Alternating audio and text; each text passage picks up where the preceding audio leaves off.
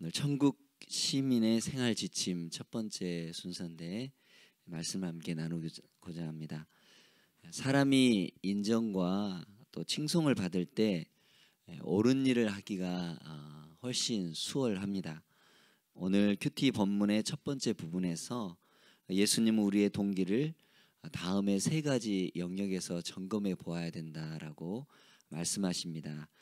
4절 말씀에 자선입니다. 구제죠. 그리고 6절에 기도, 그리고 내일 나눌 말씀인데 18절에 금식입니다. 이러한 세 가지 행동들은 자기 중심적이지 않고 하나님 중심이어야 합니다. 우리 자신을 선하게 보이게 하기 위함이 아니라 하나님을 선하게 보이게 하는 것이 그 목적이 되고 동기가 되어야 한다는 것입니다. 여러분, 이렇게 질문을 해볼 수가 있겠죠. 내가 이 일을 했다는 것을 아무도 모른다고 할지라도 나는 여전히 이 일을 할 것인가. 언뜻 보면 이 말씀은 마태복음 5장 14절에서 16절에 제자들에게 하셨던 말씀 이런데요. 이같이 너희 빛이 사람 앞에 비치게 하여 그들로 너희 착한 행실을 보고 하늘에 계신 너희 아버지께 영광을 돌리게 하라. 다른 사람들이 너희의 착한 행실을 볼 수 있도록 이렇게 해야 된다라고 말씀되는 이 말씀이 오늘의 말씀과 모순이 되는 듯합니다. 그러나 전혀 그렇지가 않습니다. 왜냐하면 예수님께서는 제자들에게 올바른 동기에 대해서 말씀하셨기 때문인 것입니다. 그것은 사람들이 하늘에 계신 너희 아버지께 영광을 돌리게 해야 된다는 것입니다. 내가 이게 받는 것이 아니라 여러분들의 구제와 자선과 착한 행실을 보고 하나님께 영광을 돌려야 된다라는 그런 것이죠. 여러분들의 칭찬받는 것이 위해서 하는 것이 아니라 하나님께서 이분이 이렇게 하시는 것이 참 하나님의 귀한 제자로서 하는 일이다. 그러면서 하나님을 영광스럽게 한다면 여러분들의 자선과 구제와 선행이 올바르다는 그러한 말씀인 것이죠. 중노송동이라는 곳에 얼굴 없는 천사가 있습니다.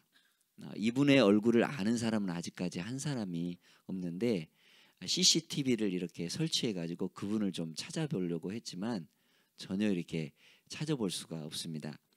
2000년 새해 초등학생을 시켜서 58만 4천 원을 당시 동사무소 위에다가 이렇게 올려놓았습니다. 그것을 기부로 시작해서 2018년도 작년 연말 19차례를 한 번도 빠짐없이 기부를 했는데 누적 금액이 5억 5천만 원. 그래서 작년 2018년도에는 5만 원권 다발하고 이 동전하고 해가지고 이렇게 하단에다가 놔뒀는데 5천만 원 정도 이렇게 매년. 근데 아직까지 그 얼굴을 알지도 못하고 누가 거기다가 그거를 기부하는지 알지 못합니다. 얼굴 없는 천사를 기리기 위해서 이제 기념비도 세웠고 앞으로도 계속 나눔을 실천하는 그러한 희망의 기부 문화가 좀 더 밝은 사회로 가는 그런 첫걸음이지 않을까 생각을 해봅니다. 여러분들 보면 이제 연말이 되면 생색내기 구제를 많이 하죠. 이렇게 박스 이렇게 하고 사진 찍고 그걸 또 올리고 유튜브에 올려서 이렇게 그런 기분이 좋지만 어떻게 보면 오른손이 하는 일을 왼손이 모르게 오늘 말씀하고 있는데 이런 기부가 정말 옳은 기부라고 생각합니다. 신명기 15장 11절에 구제에 관한 교훈을 하나님은 우리에게 해주셨죠. 너는 반드시 내 땅 안에 내 형제 중 곤란한 자와 궁핍한 자에게 내 손을 펼지니라. 아멘. 나옴이라는 시어머니를 모시고 룻이라는 이방 여인이 베들레헴으로 왔지 않습니까? 그때 보아스라는 이 유력자가 하는 행동을 보십시오. 당연히 이렇게 두 가부가 있으니까 어렵지 않겠습니까? 생활이. 그러니까 낯가리를 더 많이 좀 흘려서 주울 수 있도록 그렇게 배려하고 또 구제하는 그러한 하나님의 말씀을 따르는 것을 볼 수 있습니다.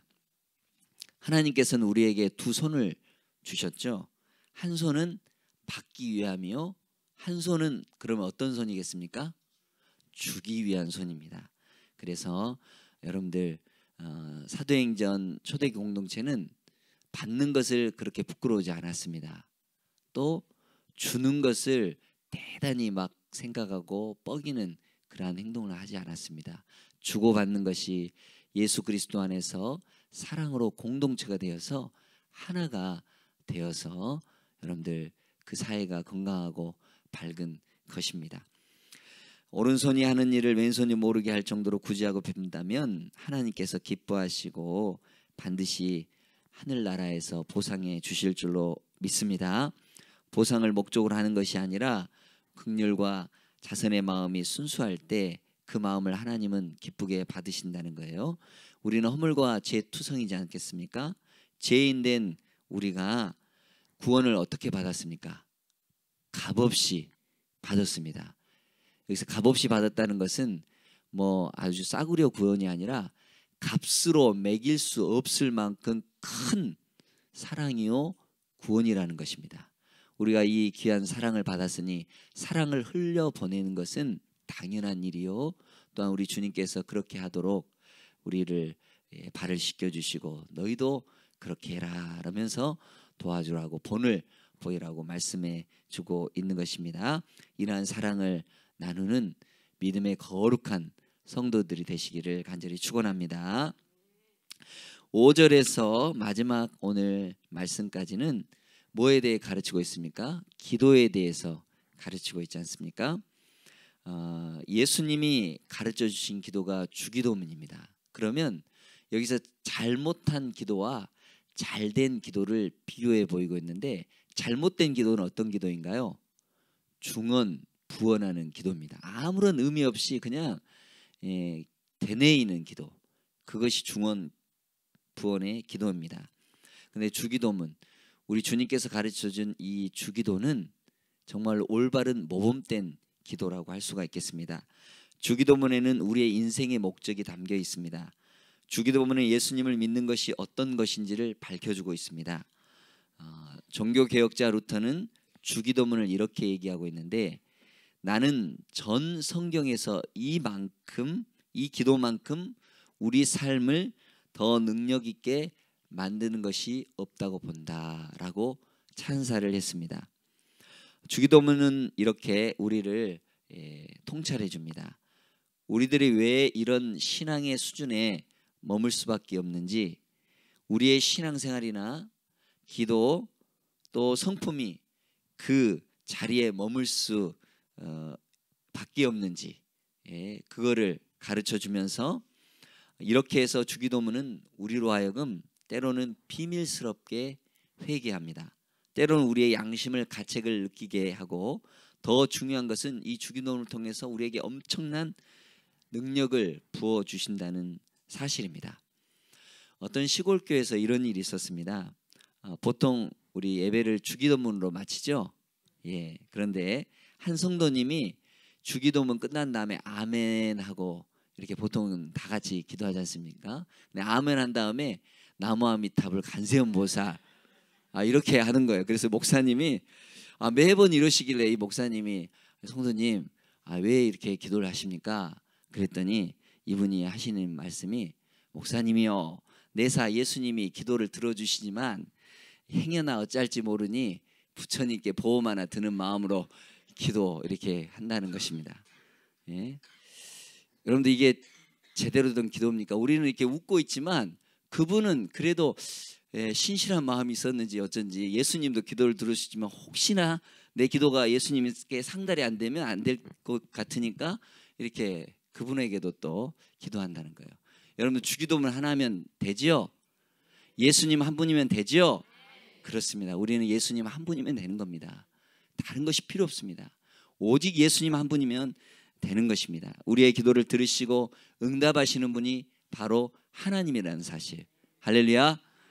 갈멜산에서 850명의 거짓 바알 아세라 선지자가 아침부터 저녁 소재 드릴 때까지 막 피투성이가 되려고 막 부르짖고 기도했습니다. 이렇게 기도를 열렬하게 뜨겁게 한 사람이 어디 있겠습니까? 그런데 이 기도가 응답되었습니까? 아니죠. 엘리야의 기도만 응답되었습니다. 주님이 하나님이십니다. 주님이 우리를 인도하십니다. 그 믿음을 가지고 기도했던 이 엘리야 한 사람의 기도가 불의 응답을 받은 것입니다. 여러분들, 주기도문 우리가 누누이 외치지만 그러나 이 주기도문은 반드시 능력이 있다는 겁니다. 우리 주님이 가르쳐 주신 기도, 기도는 축복의 도구인 것입니다. 예수님이 가르쳐 주신 주기도가 얼마나 능력이 되는지를 체험하시기를 바랍니다.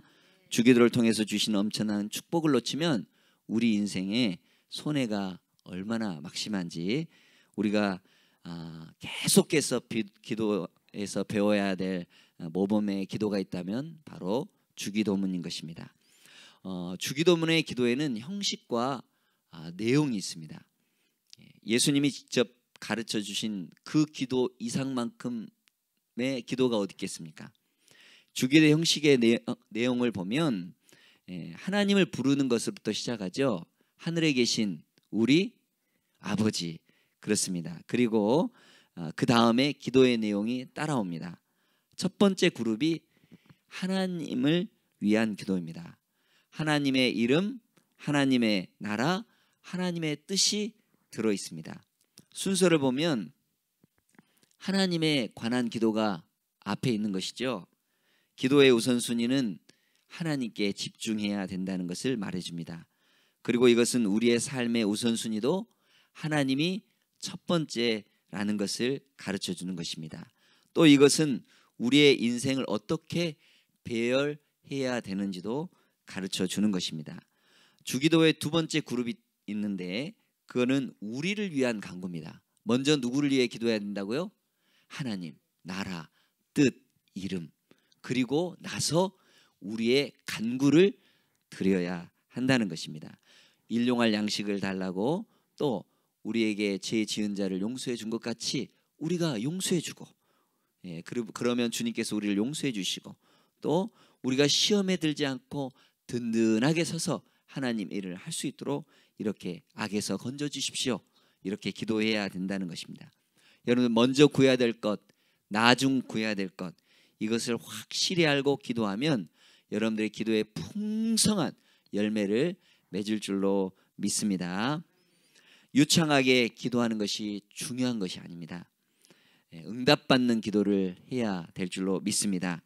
기도하러 올라온 바리새인과 서기관이 있었습니다. 바리새인은 앞에서 나는 이렇게 금식도 하고 11조도 드리고 내가 정말 종교적으로 열심히 하고 있습니다, 그렇게 앞에 서서 이렇게 유창하게 기도를 했습니다. 그러나 세리는 뒤에서 들어오지도 못하고 뒤에서 가슴을 치면서 주여 저는 죄인입니다, 이렇게 기도를 했습니다. 두 사람 중에 누구의 기도가 응답받았습니까? 누가 더 옳다고 이렇게 하나님이 여기십니까? 세리인 것입니다.